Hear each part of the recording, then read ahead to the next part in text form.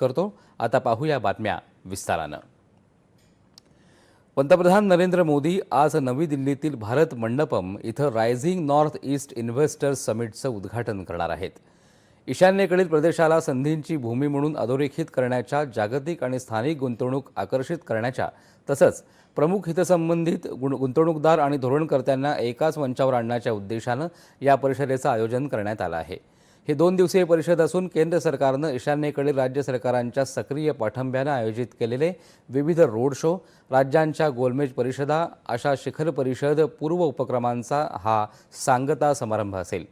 या परिषदेमध्ये मंत्रिस्तरीय सत्र, बिझनेस टू गव्हर्नमेंट सत्र, बिझनेस टू बिझनेस बैठका, स्टार्टअप्स आणि गुंतवणूक प्रोत्साहनार्थ राज्य सरकार आणि केंद्रीय मंत्रालयांनी हाती घेतलेल्या धोरणांचं आणि संबंधित उपक्रमांचं प्रदर्शन याचा समावेश असणार आहे।